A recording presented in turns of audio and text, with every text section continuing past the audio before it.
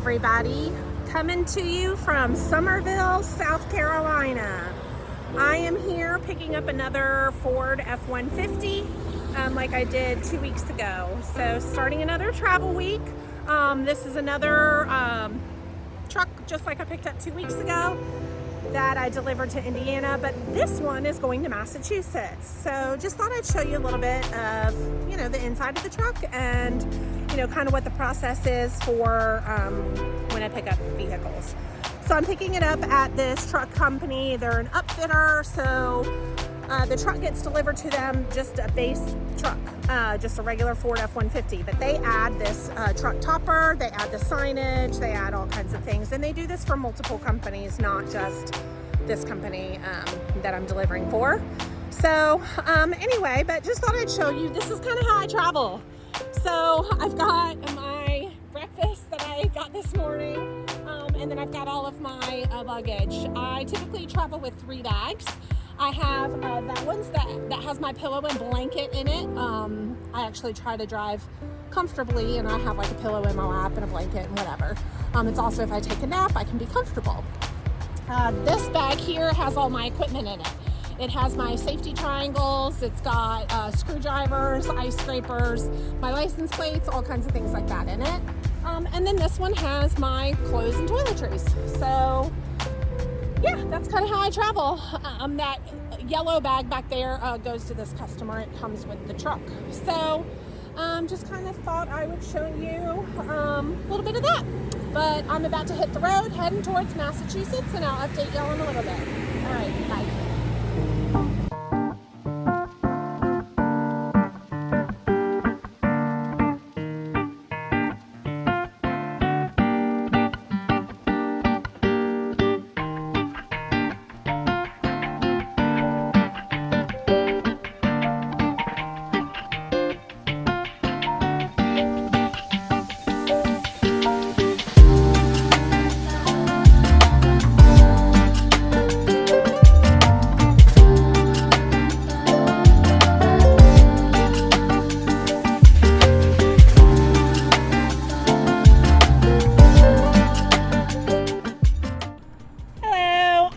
In Richmond, Virginia, making a pit stop at the office of the company that I work for.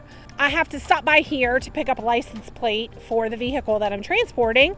Massachusetts requires an inspection. I think it's an emissions inspection, and in order to do that, I have to have the license plate, the Massachusetts license plate. The South Carolina office couldn't get it to Massachusetts quick enough, so they sent it somehow. It got here to the Virginia office, so I had to come by our Virginia office to pick up the license plate. So had to make a little pit stop, but just wanted to show you, this is kind of the office of our Richmond office. It's in a big office complex. This is kind of what all of our offices look like the one in Jacksonville where I'm based out of looks like this, very similar, like a big office complex with a bunch of cars. For some reason, this particular office has a bunch of Chevy Equinoxes. But yeah, these are all like cars that we've transported for different reasons, for different companies. My office in Jacksonville tends to do a lot of Chevy Malibus. For some reason, it looks like this one does a lot of Equinoxes. But anyway, making a pit stop here. It's pretty much been raining all day today, so that's why I haven't recorded much. Just there wasn't really much to see. But we finally have some clear weather, as you can see. Yay! So I'm in Richmond. Next stop will be Massachusetts. So hopefully I have something interesting to show you along the way. Otherwise, I will catch you on the flip side. So I am now pulling into Washington, D.C. and I'm just going to see if I can stop and see a couple of the sights before it gets too dark.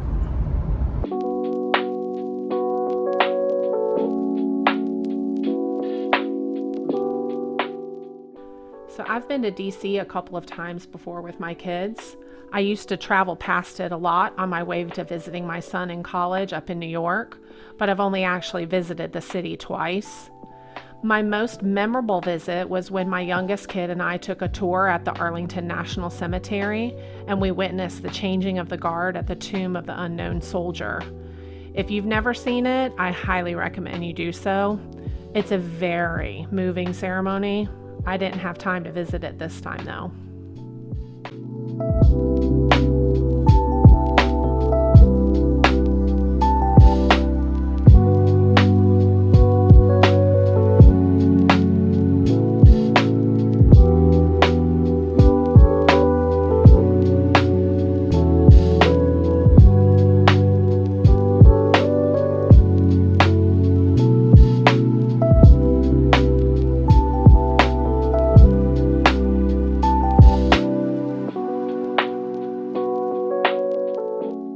There's the Pentagon.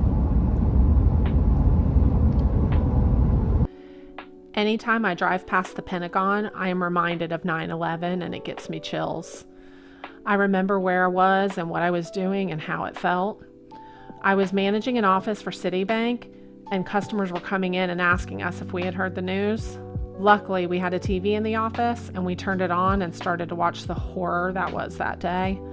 Customers kept coming in throughout the day and would pause and watch the TV with us. Many of us, including myself, cried many times that day. My boss required me to keep the office open, even though none of us were being productive, which was very irritating. If it would have been my decision, I would have sent my employees home. It felt like the world was coming to an end.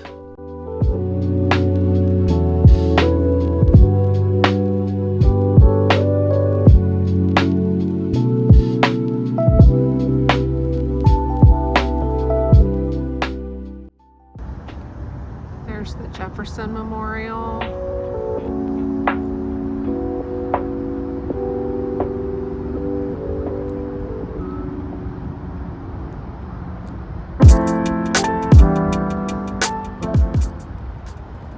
the Washington Monument, or National Monument, or Washington National Monument.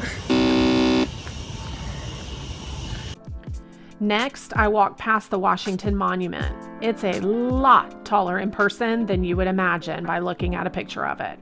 My youngest and I rented bikes on that same visit and rode all around DC, and I had the unfortunate experience of crashing my bike right in front of the Washington Monument. I wasn't very smart and was being a typical Floridian wearing flip-flops, and I skinned a couple of my toes. Take it from me, it is not a good idea to wear flip-flops when riding bikes.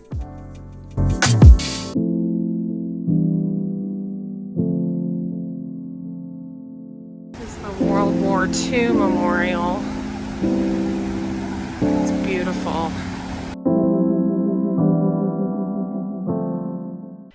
This memorial has 56 pillars that represent all U.S. states and territories. There are also depictions of scenes from the war all around the walls.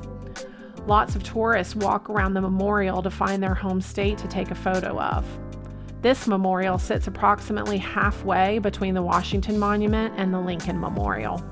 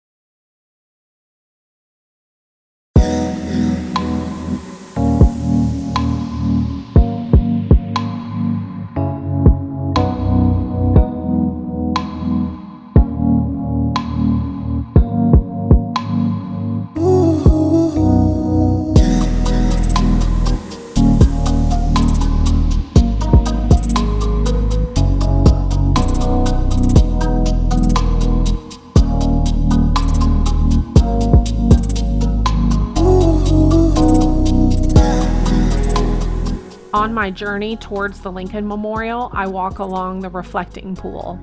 I can't help myself but yell, "Forest!" every time I walk this path. If you get this reference, you're one of my people. The walkway is a lot longer than you might think, especially during the heat of the summer. There are a ton of people running, riding scooters and bikes, and getting their daily steps in. I, however, was dying of heat exhaustion and was fighting an absolute war against the army of gnats.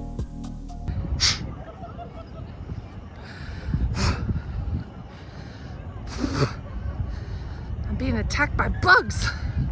Gnats are everywhere. Holy moly.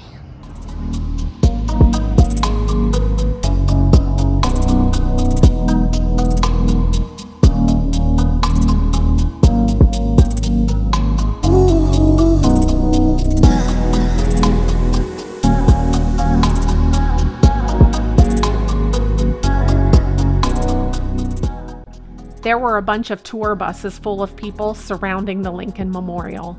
This, along with the construction in progress, made for a more chaotic visit than I had previously experienced. Normally, out of respect, it is very quiet, with posted signs asking for silence to be upheld. However, this time, there were tour guides yelling into loudspeakers, and it was more crowded than normal. So this visit wasn't as peaceful and enjoyable.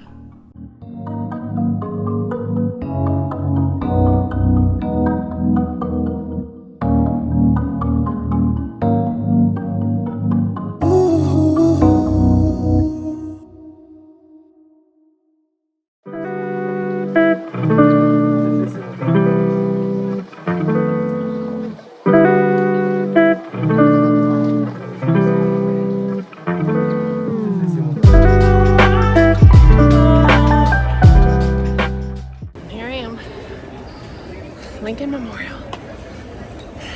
I'm dying. This is my workout for the day. And now, going back down.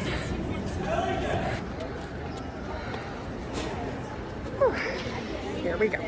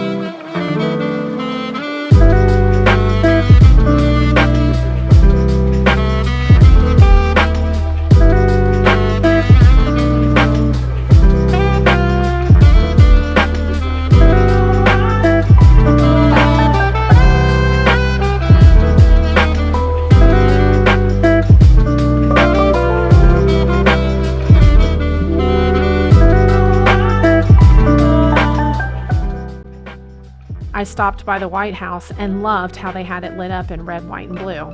I've always wanted to take a tour of it, but have never had the forethought to plan it properly in advance because you need tickets. Maybe next time, America. Then I hopped back in the truck to continue my journey.